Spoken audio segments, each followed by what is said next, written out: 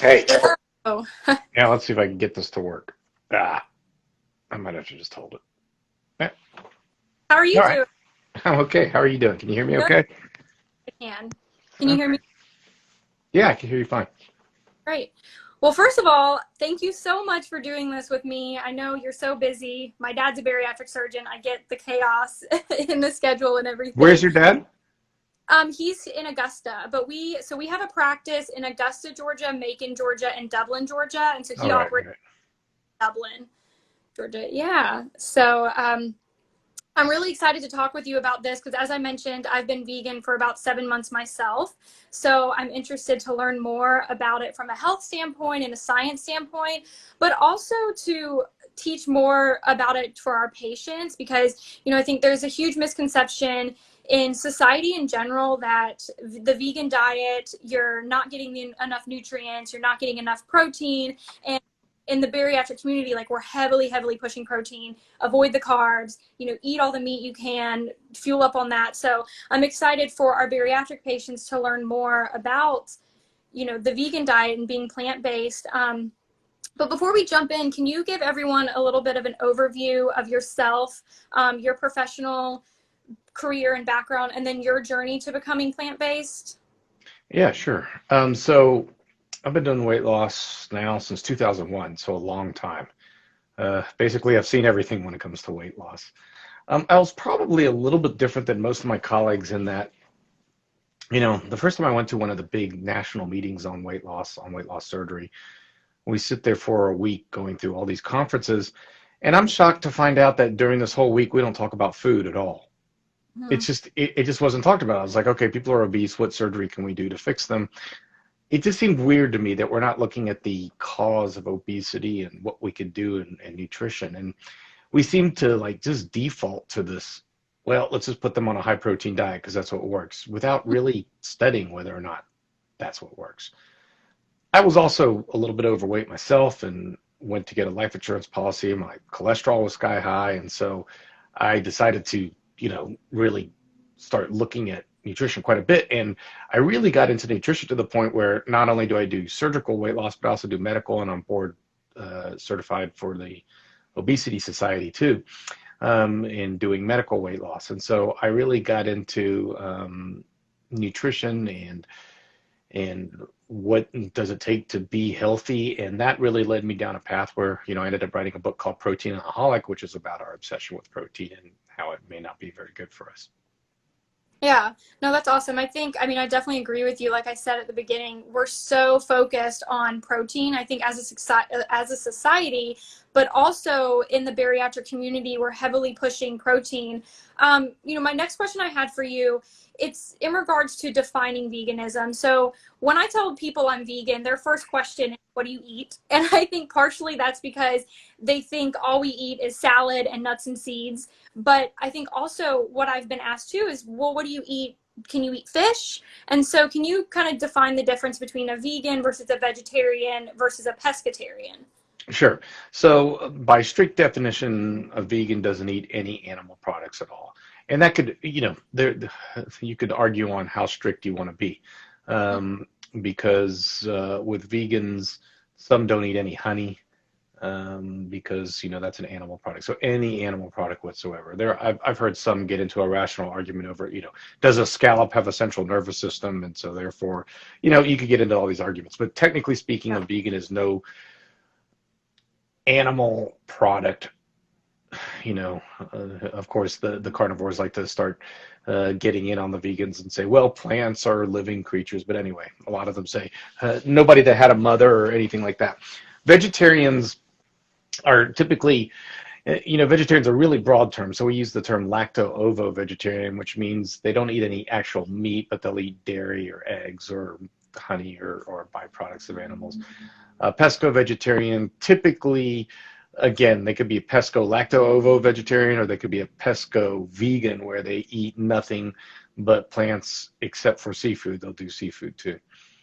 So, there's all kinds of broad categories. Okay. Yeah. And when I was actually, so my brother is vegan, and when I was preparing for this talk, I was talking to him a little bit about it from a science standpoint. And a lot of people will argue, when you talk about being vegan, some people will say, oh, well, I have a friend who's vegan and they're not healthy at all.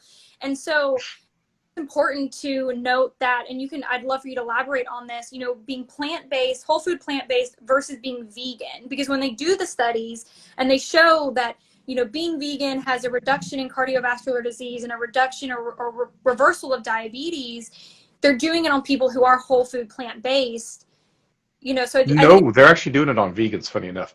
So it's kind of interesting. And the point is very well taken. First of all, uh, listening to anecdotes is always funny to me. I hardly know any vegans, but everyone knows a vegan that's sickly. I've never seen these people, and I should know better than anybody. In fact, when I go to like veg fests and vegan places, I can't believe the health of these people.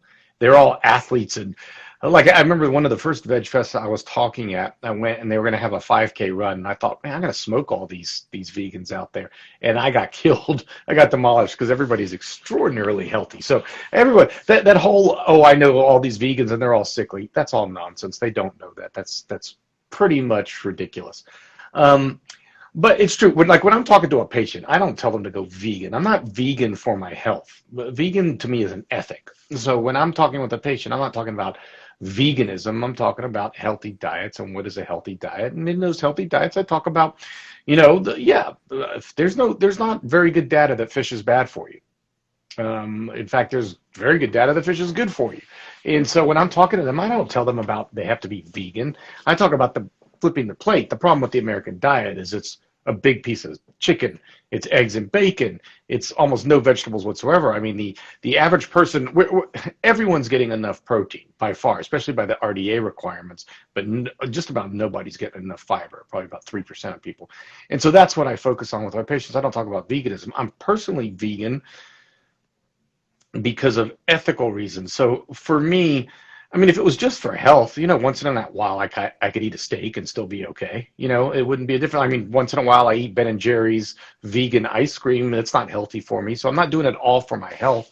And so, but I'm not going to go and eat fish, even though you could make arguments that it's healthy. But I'm not going to eat it because the way we fish right now is absolutely destroying the ocean, and I don't want any part of that. And I don't feel like I need fish in order to be healthy, and so that's why I'm vegan. So vegan and vegetarian is very different. The other thing is when you talk about those studies. So one of the big studies when you look at epidemiology was the EPIC Oxford study, and in that study they were looking at vegans versus light meat eaters. Now, what people don't understand in these really big database studies, they put in controls. In other words, we can't just measure a vegan versus a meat eater and look at heart disease, because you got to look who's smoking, who's doing this, who's doing that. So they try to make the groups seem very similar. Now, this is a disadvantage to vegans because vegans tend to be lower weight, but they're always controlled for weight because weight's an independent cause of heart disease. So they control for weight. So now we got a group of meat eaters that are the same weight as the vegans. And then they do some other controls. Like sometimes they'll control for vegetable consumption so that they try to get that even too, so that it's just what you're eating, whether or not you're eating meat. And when you look at those studies, they're not whole food plant-based eaters, those vegans. Their average fiber intake was 20 grams a day. That's nothing. I mean, a real whole food plant-based eater should be upwards of 60 grams of fiber a day. So they're actually not the healthiest vegans, yet they still performed better than what would be considered a healthy meat eater in those studies. Yeah. No, that's awesome. I mean, I think, with vegans, where I was alluding to is you can say you're vegan, but you can eat a bunch of Oreos because Of surprisingly, course. Yeah. I don't know how. It's kind of Yeah. scary about it. You're like, what's in that? But yeah, I think it's important for people who are interested in being vegan, it's important to know the difference between being vegan versus being plant-based. And when you say you're vegan, that means that you're striving to eat whole foods, you're striving to eat healthy, plant-based, and not a bunch of bread and beer and Right. wine. Well, I would say if you say you're vegan, it really doesn't mean anything about what you eat. It just means what you don't eat. Yeah. If you say you're whole food plant-based, that means you're trying to eat healthy and not necessarily just eating veggie burgers and chips and fries. Because yeah, you could be a very unhealthy vegan. That's Yeah. not hard to do nowadays. So when I first started doing this, there wasn't a lot of options. But nowadays, gosh, you could get just about it. You could eat the same diet, unhealthy diet you were eating before, but now in a vegan fashion. Yeah, definitely. Well, that leads me right into what I wanted to talk about next was protein intake. So, as I mentioned, and you know this, I know this, working in the bariatric community, protein is huge. Like we're constantly recommending the patients to eat protein, count their macros, get their protein intake in. So, what is your perspective on this? And what exactly are you telling your patients to how to get high quality protein sources that are plant based? Okay, so first of all, I never talk to my patients about protein. I don't talk to my patients about macronutrients. It's absurd to me that we take food and break it down to component parts like that. The more I've studied, I've studied this so much now. I just can't. I never sit there and like, oh, I'm going to have an orange. Oh, what's its macronutrients and how's it going to add to my macro? I don't ever think like that. It doesn't cross my mind. I never ask my patients how much protein they're getting. I never tell them they have to get this much protein because to me that's a completely ridiculous and completely westernized nonsense and very poorly supported by the literature. High protein intake is not associated with weight loss. High protein intake is definitely not associated with longevity. In fact, quite the opposite. So they did all these studies trying to determine, how to live longer. What's the fountain of youth? And a lot of the doctors that do this aging research, first they looked at calorie controls. They were like, what if we put people in these really low calorie diets? And they did it with monkeys. And of course, the low calorie diet definitely does make a monkey live longer. Mm-hmm. But what they noticed that the monkey was not getting enough nutrients, and there was other problems that were happening, and they started looking more specifically, what about the low calories is causing them to live longer? And what they found was it's not the low calories, it's that when we put them on low calories, it was the low protein intake, because protein actually stimulates a whole system called mTOR. It's an enzymatic pathway that can lead towards certain aging phenomena. So, a roundabout way of saying, I never tell my patients to eat protein. Yeah. It's just an absurd thought to me. I tell them to eat whole foods. I tell them I want you for breakfast to start looking at whole grains like oatmeal and berries. I want your lunch to have beans. I'm very big on legumes because legumes are a very big independent indicator of longevity. They're associated with multiple different benefits. And so I really want my patients getting legumes. Of course, when they get legumes, they're getting protein and fiber. I really want my patients getting dark green vegetables. They'll get protein through that. Protein is important. You got to get protein, but it turns out that it's so important. It's in about just about everything we eat. Yeah. And so I never do macronutrient breakdown because macronutrient breakdown makes absolutely no difference to a patient's health. Yeah. So for a bariatric patient who has had surgery and they're looking to lose weight or maintain that weight loss long term, what are you recommending for them if they do decide they want to go plant-based in terms of like, or I know you said you don't recommend that they track their macros, but are Right. you avoid certain foods? Mm-hmm. Yeah. So I really try. So the idea behind weight loss, and the funny thing is, once you're out of ways from a bypass, like if you're out of ways from a bypass or a sleeve, and you're starting to regain weight, your problem that you're having with that weight regain is the same as someone who's never had surgery before. The problem is you're taking in more calories than you're burning. That's the basic issue. Now, so it is a calorie in, calorie out model, but there's modifications to that. So when I'm looking at that, I go into a lot of what they're doing. Now, just about every person is doing protein shakes. The fact that they think that a protein shake will make them lose weight is preposterous. You're taking an already broken down material that is easily absorbed to the body. You're getting way more protein than your body could possibly use. And so if your body's not using it, it's just added calories. So we go through their diet. Where are they getting extra calories and how can we change that? Are you getting a lot of oils? Because oil is very high in calories. Yeah. Are you eating a lot of fats? I get these patients, they're eating scrambled eggs, they're eating taco meat, all this like meat, dairy, and eggs all day long without any fiber in the diet. Yeah. They avoid carbohydrates like crazy, and then they wonder why they feel so sick. Mm-hmm. Meanwhile, a baked potato is fantastic for a gastric bypass patient. It fills you up. It provides a really good source of energy. There is some protein in it, but that's not why we do it again. Um, I'm sorry, I'm getting a message right now. I'll get to that in a second. And so what we need to do at that point in time is to really look at exactly what they're eating and how we can change that food to allow them to eat a high fiber diet that satiates them so they're not eating as many calories. I also do practice time restricted eating. So we look at not eating as much at night, eating more food in the morning, not eating right when you wake up, eating over an 8 to 10 hour window, and then getting more steps. So we talk a lot about walking, all in this idea of how can we increase calories out and decrease calories in. Yeah, definitely. So we have a question coming in about, do you have like a sample diet or what exactly you would recommend a bariatric patient to eat on a regular basis? I do, and I'm probably going to put it out fairly soon, but quite honestly, it's no different than what I tell people that isn't a bariatric patient. It is a predominantly plant-based, high fiber fruit and vegetable diet that you could get anywhere, basically.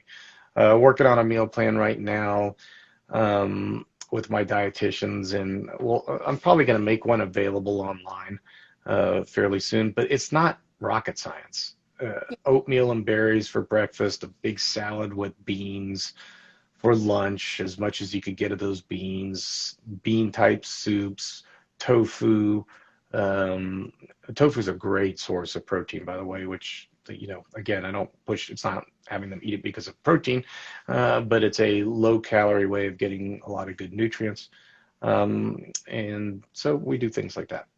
Yeah. So what would you recommend for somebody who is on a budget, food budget, or they have a busy life where they're, constantly on the go? Because I think there's a misconception or a belief that when you are eating plant-based, it's like, oh, I got to spend all this time prepping and cooking my vegetables and chopping them up. And so what are some of your recommendations for somebody who is on a budget and needs to eat? Well, budget's crazy because it's very cheap. I mean, Yeah. we call it a peasant diet. It's the diet of what, because when you look at the blue zones, the places where people live the longest, healthiest life, and I really love the blue zones to try to emulate their diet quite a bit. They're eating very, very basic goods. I mean, we're talking grains, beans, vegetables. It's not expensive. You Yeah. can do it very cheap. Yeah, get fruit frozen. It's the best way to get fruit. It's very fresh and it's a lot cheaper. Um, so that is my favorite as far as, I mean, when I'm talking to people about budget, it is very budget sensitive. I mean, look, you could get fast food vegan, just like you get fast food regular food, but we do need to start learning to cook it, to prepare foods, and we need to start taking time out for ourselves and for taking care of ourselves. So if you do what you always done, you're going to get what you always got. And so I think it's very vital for a post-bariatric patient to start thinking about meal preps, to start thinking about how could I prepare food, to become more, not just bariatric patients, people in general, we need to become a lot more in touch with our food. We're so disconnected from it. We drive to a drive-through, some teenage kid is flopping some disgusting piece of meat around in some oil, and then they throw it on some bread and give it to us, and we eat that. It's ridiculous. I mean, last night I took an onion and a some ginger and some garlic, easy stuff. Cut it up, put it in a pan, let it simmer a bit. Then I chopped up whatever vegetables I had, some carrots, some bell peppers, some squash, and I threw it in there. I put some Italian seasoning in there, some rosemary and thyme, salt and pepper, and I cut up some potatoes and threw it in there and just cooked that all together and ate that. It's just so easy. It was, and some white beans. It's so simple. It took 10 minutes, but I enjoyed the preparation. You enjoy the smells. You enjoy the food much more when you get to prepare it like that. And I think that's a big part of what we need to be teaching patients is how to enjoy this food. Yeah, and I think we get so focused on eating the same things again and again. And again, going back to protein, like you got to have your protein and then you have your little bit of carbs and your little bit of or, half your plate of veggies. But and I even did this when I started being vegan. I was like, what do I eat? Like, I guess I'll just make salads every day. But you Yeah. realize like, there's a variety of food out there, vegetables and fruits that you've never seen at the grocery store or thought to pick up at the grocery store, and you can get really creative with it. So, I think it's important for people to know that you don't have to eat the same thing. It's not like prior. Yeah, it's such a funny thing too, because when you look at it, like the people are like, oh, there's no variety. All my patients are eating the exact same thing every day. Their I eggs and bacon for breakfast, and then they have their sandwich for lunch and their steak for dinner. It's like the most unimaginative, boring. If you think of the colors of their meal, it's completely boring. My meals are varied, colorful, beautiful every single day. The variety is huge. Mm-hmm. Yeah, no, I definitely agree. It makes you feel good too. But Yeah. I had a question about carbohydrates because, again, going back to the whole bariatric diet, we're really pushing low carb, high protein. And there's this whole idea that if you eat carbs, you're going to gain weight. I mean, I grew up thinking that too. Like, I avoided carbs like the plague. And then you go on a vegan diet and I'm eating more carbs than I've ever eaten before. And I feel great. I'm not craving sugar as much as I have. So can you elaborate a little bit on, how you can continue to incorporate carbs to begin with into your diet, but also see that weight loss? And why is that happening on a vegan diet? Oh, yeah, sure. I mean, again, you look around the world, the cultures that are the healthiest, that are the longest lived, eat extremely high carbs. If you look at the blue zones, you go to Okinawa, about 85% of their calories come from carbs. They eat a lot of sweet potatoes. They eat a lot of fruit. Back before we had a treatment for diabetes, people from all over the world and hypertension. We didn't have treatments for them in the 1930s and 40s. People basically died of these diseases, except they would go to Duke where they had the rice diet. And the rice diet was really successful. People ate nothing but rice and fruit, and away went their diabetes and their hypertension. In America, in California, there's a group called Mastering Diabetes, and they treat diabetes with fruit, with a high carb diet. So why does this work? Why aren't they gaining weight? Well, first of all, your body can't turn carbs to fat. This idea that carbs make you fat is ridiculous. It's called de novo lipogenesis. So when you eat carbohydrate, for your body to turn that to fat, it has to go through a process which actually costs calories. So your body does not turn carbs to fat, only about 2% of it, and only when you've sat. So we actually have a storage process in our body for carbohydrate. It's called glycogen. So we take carbs and we burn it. It's a primary fuel, but if we're not going to burn it, we store it as glycogen. And your body wants to have glycogen stores on tap, and so it's constantly trying to conserve carbs as glycogen, not as fat. And it is very rare for the body to turn carbs actually to fat. The other thing about carbs, people say, well, carbs cause insulin secretion. Yes, so does protein. And it does cause insulin secretion, but that shouldn't be a problem. Carbs cause insulin secretion, so carbs the insulin puts the carb into the muscle cell, so the muscle cell can then utilize it for energy. The problem comes when the machinery gets mucked up, and the machinery gets mucked up when you're eating fat. So when you're eating, especially saturated fat, that gets into the muscle cell, and it creates a situation where the muscle cell can't make receptors for insulin. Now you're producing insulin, and there's no receptors for it. We can't get the carbohydrate into the cell, and so your carb levels, your sugar levels go up. And so we think the problem's the carb, but it's not the carb. Is that the machinery's broken? It's not utilizing the carb appropriately. You could fix that machinery by exercising and by eating a low-fat diet. And once you do that, the machinery starts working smoothly, and your body tolerates carbs very well. Yeah. So that actually leads me into another question I had for you, is the infamous keto diet. And I know you've talked a lot about this. I know your opinions on it. And I wanted to bring it up because a lot of bariatric patients do go on the keto diet. They are trying it because it's been touted as a great way to lose weight and, and quickly too. So can you talk about the keto diet and what your thoughts are on it specifically for bariatric patients? Yeah, it's a terrible diet. Actually, I got probably the best study ever done right in front of me right now, which is a plant-based low-fat diet versus a ketosis diet in a randomized controlled crossover study at the NIH. They took a group of people, they put them in the hospital for a month. Who volunteers to do these studies? God knows. But this is the ultimate study, right? They put these people on 2 weeks of a vegan low-fat diet, and then they put them on 2 weeks of a keto diet or vice versa. And they wanted to see how their bodies responded to the two different diets. And the ketosis diet, like I talked about before, they became insulin resistant because fat gets into their muscle cells. They lost weight, but none of that weight None, zero, was from fat. All of the weight loss was water and muscle. The vegan diet lost fat. They became much more insulin sensitive. The keto diet had a rise in their cholesterol, which we see quite often. It is just not a healthy diet, and no one should be doing the ketosis diet. Yeah.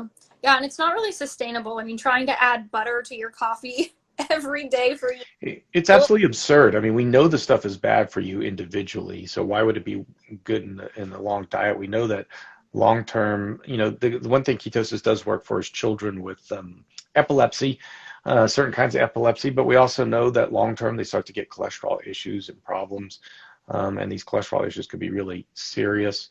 And people feel terrible on it. You should go on a Facebook keto or carnivore diet kind of they have these like little Facebook groups and stuff and see what people are complaining about. I mean, it's horrible. They have like a name for it, the keto flu. Yeah, the keto flu. They feel terrible, and it's just Yeah. now a lot of people say that if you do it for long term, your body adapts. Yada yada. I'm actually trying to get a grant right now for a long term study of keto versus vegan diet, which is why this is sitting in front of me. But there are no long-lived keto cultures. We have no long-lived studies, so you're really throwing the dice with this one. And I say to all my patients, because every patient that comes in to see me, they've all done keto before, and they've all, failed at it long term. And so I always say to them, you keep doing keto, you keep doing keto, Yeah. you're doing the same thing over and over again and failing each time. Why do you think it's going to be different this time? Yeah. So talking about a little bit about the side effects from keto, what are some side effects that patients may experience if they do go vegan? Because I know certain people's bodies can adjust differently. So what could people... Again, it's like, what is vegan, right? I mean, it depends what you're eating. I mean, if you're eating nothing but crap, you're going to feel like crap. I think one of the biggest problems with people that go vegan or whole food plant-based is that they think they just need to eat salads.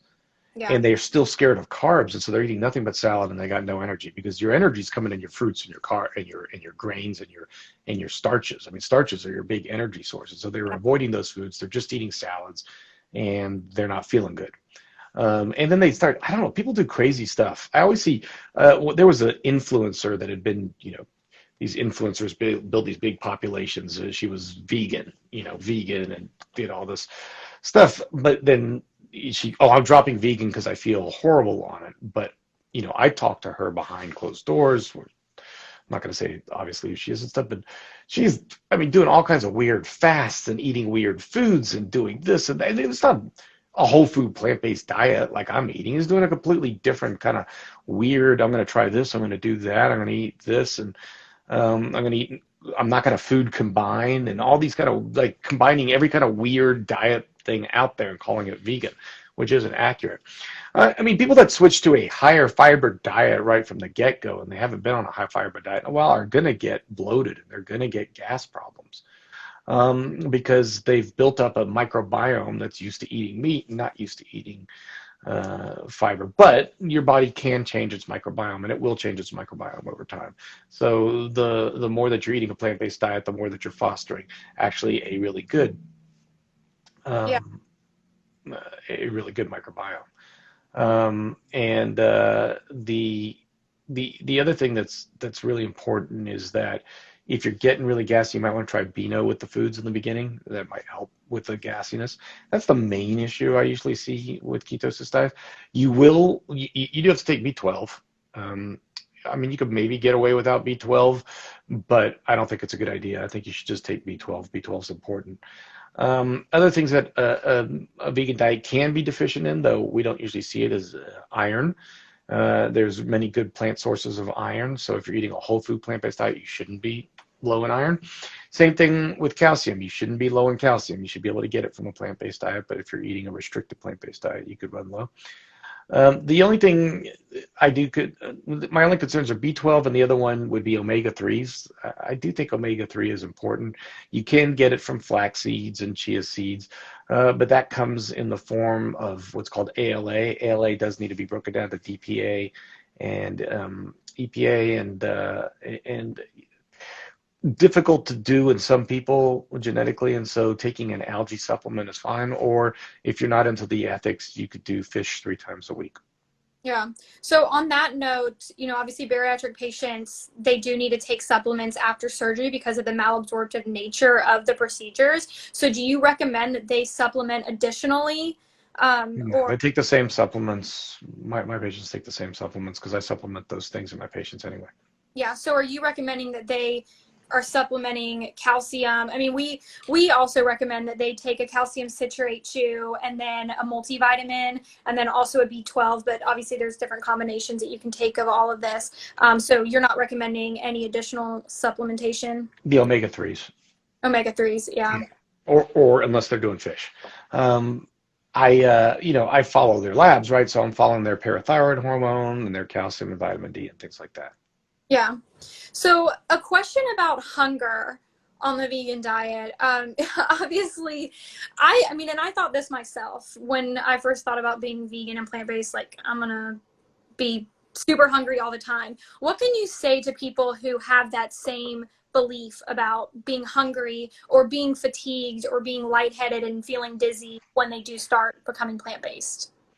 Yeah, it's not about so I think another problem that people do when they go whole food plant-based is they still try to portion control.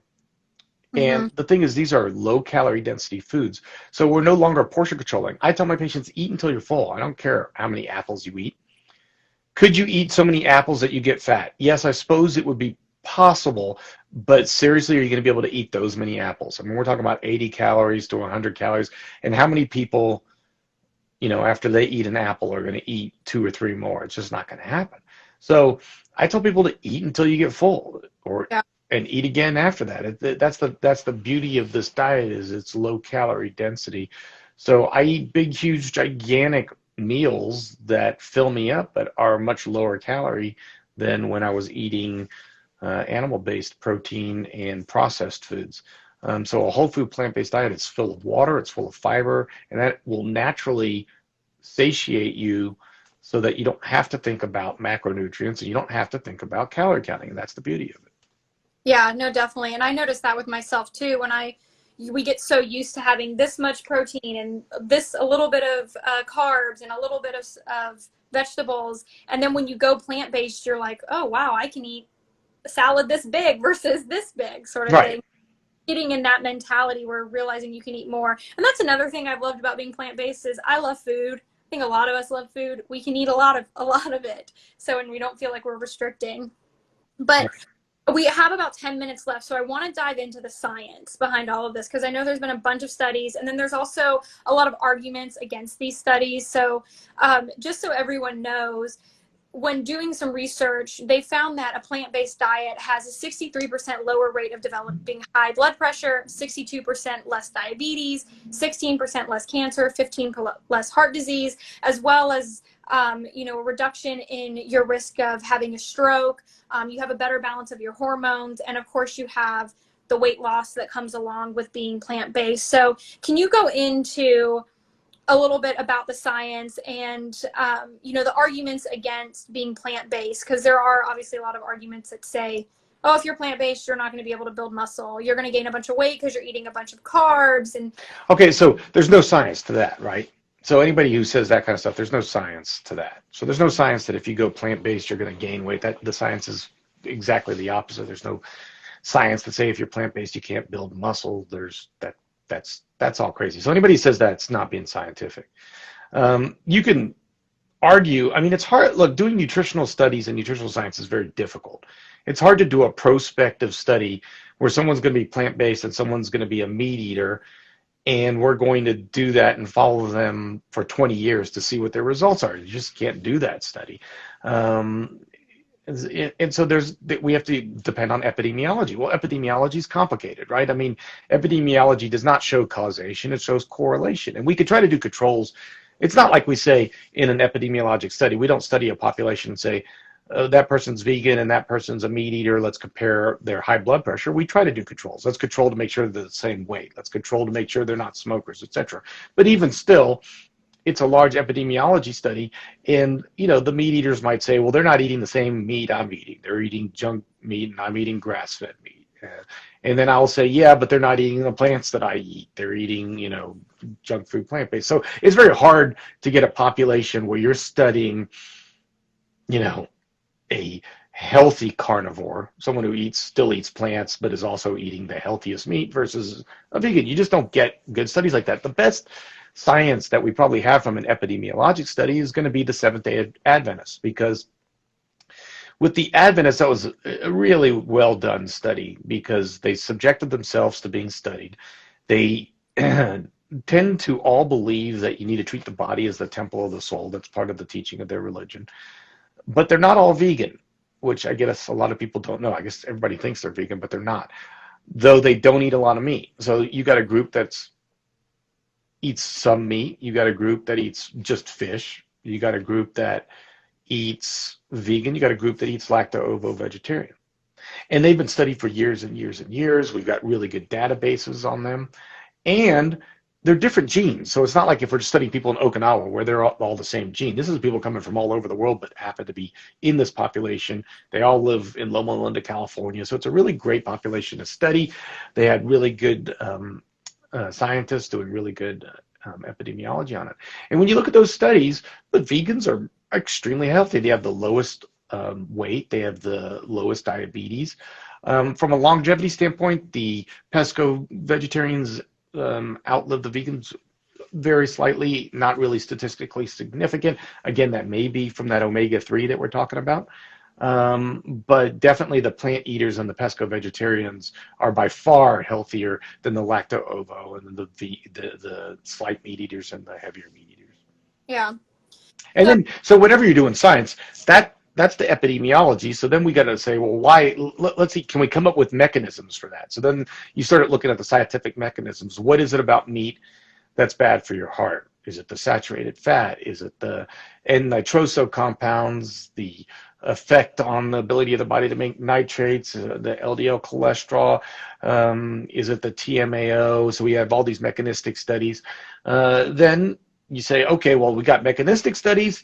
We've got epidemiology, let's put it to the test. And then you start doing the randomized controlled trials. So we have randomized controlled trials showing a plant-based diet can partially reverse some of the heart disease, definitely keep it in track. We've got randomized controlled trials saying that plant-based diet will help you lose weight. A randomized controlled trials showing that plant-based diet will help with diabetes. Randomized controlled trials, showing weight loss. I mean, so you have to, in order to get a scientific view, you have to have all of that combined. It's not, I can't just give you one study. I got to give you multiple studies in order to make that argument. Yeah, you got to look at it from the full picture, not right. just. So to close out here, obviously we are a bariatric practice. When we tell our patients, we're telling them to get a high protein diet and, moderate vegetables and carbs. So what would be your stance here? Because I think it's important to note that, we're not trying to necessarily push a specific diet on.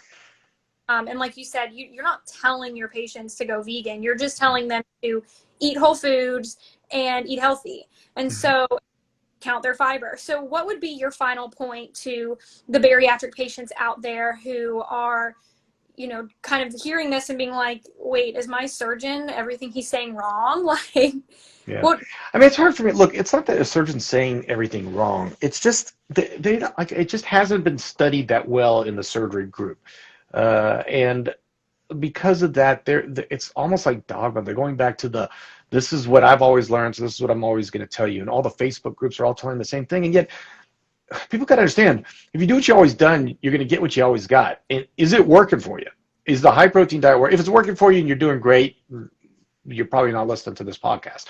But if it's not working for you, step outside of the box for a second and say, why isn't it work for you? Can this be wrong? Are the healthiest cultures in the world eating a high protein diet? No. Are the longest lived cultures in the world eating a high protein diet? Absolutely not. Is there something about protein that magically makes you lose weight? No, not at all. People think protein's satiating. It is satiating, but what's more satiating? A baked potato. So they've done studies looking at different foods and what's the most satiating thing you could eat. we weren't born to eat macronutrients. We were born to eat foods. And so when I review with my patients and do diet planning with them, I try to steer them in the direction of whole foods, lots of fiber, because we know fiber satiation, we know it's good for you, and we know it helps with multiple different disease processes. And so that's what I want you eating. There's no fiber in animal foods. So where can I get you fiber and protein together? Legumes, dark green vegetables, nuts and seeds. And so that's what I'm trying to get people to eat. Yeah, yeah. And I think just, emphasizing that, again, we're not trying to push a diet on anyone. And even if you just incorporate being vegan in your lifestyle, 1 or 2 days a week. And actually, that's the last point I had for you. What do you recommend someone who's interested in being vegan or starting a plant-based diet? How do you recommend they get started on that? Do they just jump in? Do they kind of get their toes wet by being vegetarian first? Look, everyone's different. Some people work by extremes. Like for me, I'm an extreme. Like for me, doing something 99% is hard. So if I'm going to be like 99% vegan, but 1% of the time I'm going to stray, that's hard because when's that 1%? Is it right now? Is it tomorrow? Now I'm with someone else. Next thing you know, 99% becomes 95%, becomes 80%. So for me, I like the line in the sand. I'm 100%. 100% lines in the sand. That's it. But I mean, some people don't work like that. Some people say, look, I'm going to do vegan Mondays, vegan Monday, Wednesday, Fridays. I'm going to just go pesco vegetarian for right now.